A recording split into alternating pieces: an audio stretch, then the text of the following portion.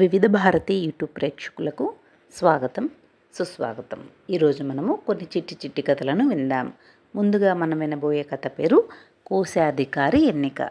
రాజుగారి కోశాధికారికి అకాల మరణం సంభవించింది. ఆ కోశాధికారి పదవికి మంత్రి కొడుకు ఆనందుడు, కోశాధికారి కొడుకు సుమంతుడు, సైన్యాధిపతి కొడుకు అనంతుడు, మహారాణి తమ్ముడు వీరసేనుడు పోటీ పడుతున్నారని మహారాజు గారికి తెలిసింది. ఒకరిని కాదంటే మరొకరికి కోపం వస్తుంది. ఏం చేయాలో మహారాజుకు పాలుపోలేదు. తన మంత్రిని పిలిచి తగిన సలహా ఇమ్మని అడిగారు. మహారాజా, ఈ విషయంలో మీరు దిగులు పడకండి అని అతనికి ధైర్యం చెప్పారు మహామంత్రి. వెంటనే కోశాధికారి ఎన్నికకై మంత్రి రాజ్యంలో చాటింపు వేయించారు. నిర్ణయించిన రోజున సభాభవనం జనంతో కిక్కిరిసిపోయింది. రాజుగారు కొలువు తీరారు. ఎన్నిక ప్రారంభించమని మంత్రిని ఆదేశించారు. మంత్రిగారు లేచి రాజుగారికి నమస్కరించి పెదప ప్రజలను ఉద్దేశించి, మహాజనులారా, మన రాజ్యానికి కోశాధికారి ఎన్నిక ఇప్పుడు జరుగుతోంది. ఇదిగో ఇక్కడ హోమం కాల్చడం జరుగుతుంది. బ్రాహ్మణులు మంత్రాలు చదువుతారు. హోమగుండం 4 వైపులా కోశాధికారికే పోటీ పడడానికి వచ్చిన 4 కూర్చున్నారు.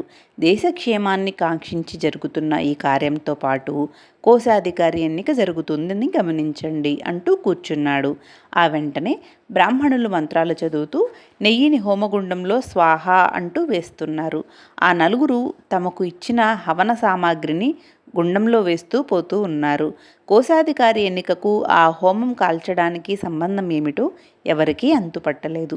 జనమంతా ఆశ్చర్యంగానూ ఉత్సుకతతోనూ చూస్తూ ఉండిపోయారు. 1 గంట గడిచిపోయింది. కార్యక్రమం సాగుతూ ఉంది. ఆ 4 ఒక్కొక్కరి చొప్పున హవన సామాగ్రి అయిపోవడంతో ఊరికే కూర్చున్నారు. చివరికి అనంతుడు మాత్రం కార్యం పూర్తి అయ్యేదాకా సామాగ్రిని ఒక మోతాదులో వేస్తూనే ఉన్నాడు. కార్యం ముగిసింది. అయినా అతని దగ్గర ఇంకా కొంత సామాగ్రి మిగిలిపోయింది. అప్పుడే మంత్రి లేచి, ఇతనే మన కొత్త కోశాధికారి అన్నాడు ఆనందంతో బిగ్గరగా. మంత్రి ఉద్దేశమేమిటో రాజుగారికి కూడా అర్థం కాలేదు. ఎన్నిక ఎలా నిర్వహించింది ప్రజలకు కూడా వివరించమని ఆజ్ఞాపించారు. మంత్రి గొంతు సవరించుకుని రాజుగారికి నమస్కరించిన పిదప, మహాజనులారా, హవన సామాగ్రి ఈ 4కి సమానంగా ఇవ్వడం జరిగింది. కానీ ఈ ఒక్కడు తప్ప మిగతా 3 తమకు తోచినంత, చేతికి అందినంత గుండంలో వేశారు. ఇక్కడ వారి దుబారాతనం బోధపడింది కదా. అలాంటి వారిని కనుక కోశాధికారిగా నియమిస్తే రాజుగారి కోశాగారంలో ధనమే లేకుండా పోయే ప్రమాదం ఉంది. అందుకే పొదుపరి అయిన ఈ చివరివాడినే కోశాధికారిగా నిర్ణయించాను. అవసరాన్ని బట్టి జాగ్రత్తగా, సందర్భంగా ఖర్చు చేసే మనస్తత్వం గల ఇతడిని కోశాధికారిగా నియమించమని రాజుగారిని ప్రార్థిస్తున్నాను అన్నాడు. మంత్రి తెలివితేటలకు జనమంతా ముగ్ధులయ్యారు. ఆ ఆనంద సమయంలోనే రాజుగారు ఆ చివరి వ్యక్తినే కోశాధికారిగా ప్రకటించారు. అలా కోశాధికారి ఎన్నిక జరిగిపోయింది. తరువాత మనం వినబోయే కథ పేరు ఐకమత్యం. ఒక మేడను ఆనుకుని ఉన్న ఒక వేప చెట్టు మీద ఒక ఆడకాకి, మగకాకి కాపురం ఉండేవి. ఒకనాడు అవి లేని సమయంలో ఒక డేగ వచ్చి వాటి పిల్లను నోట పట్టుకుంది. కాకి పిల్ల వెంటనే అరిచి గోల చేసింది. ఆ డేగ కాకిపిల్లతో సహా ఎగిరి వచ్చి మేడపై వాలింది. కానీ అంతలోనే ఆ 2 కాకులు వచ్చాయి. అరుస్తూ చెరువు వైపు డేగను ముట్టడించాయి. ఆ డేగ కాకిపిల్లతో సహా ఎగిరి దూరంగా పోదామని అనుకుంది. కానీ అంతలోనే ఆ గోల విని మిగతా కాకులన్నీ వచ్చి డేగను చుట్టుముట్టాయి. దాన్ని ఎగురుతూ వచ్చి కాళ్లతో తన్నడం, ముక్కులతో పొడవడం సాగించాయి.